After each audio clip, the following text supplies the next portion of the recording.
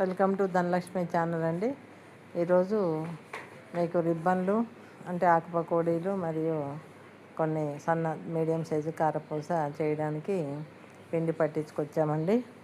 1 kilo బియ్యానికి అరకిలో పచ్చిపప్పు పోసేసి పట్టించుకున్నామండి.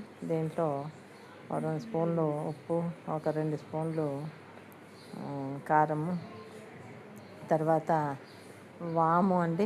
ఎందుకంటే వాము తింటే కడుపులో నొప్పి కూడా ఉండదండి. తర్వాత గ్యాస్ ఫార్మేషన్ కూడా కాదు, మంచిగా ఉంటుంది. శనగపిండి ఉంది కాబట్టి వాము కొంచెం ఎక్కువ వేసుకుంటే బాగుంటుందండి, టేస్ట్ కూడా బాగుంటుంది.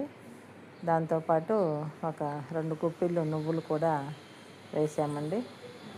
వేసేసి ఇప్పుడు మొత్తంగా శుభ్రంగా కలుపుకొని పిండి అంతా పక్కన పెట్టుకోవాలండి. అంత పిండి ఒకేసారి కలపకూడదండి. తడి ఎక్కువసేపు నానితే పిండి అప్పలు సతికిల పడ్డట్టు అవుతాయండి. అందుకని అంతా అన్నీ క్వాంటిటీ కలిపి పెట్టుకొని కొంచెం పిండి పక్కా తీసుకొని అలా మెత్తగా కలుపుకొని దాన్ని గిద్దెల్లో పెట్టేసుకొని ఒత్తుకోవాలండి. స్టవ్లో నూనె కొంచెం వేడెక్కిన తర్వాత 2-3 ప్రయోగాలు చేసామండి. ముందుగా చిన్న చిన్న జంతికల్లాగా చేసాము, ఒక వాయి చాలా బాగా వచ్చాయండి, చూడండి.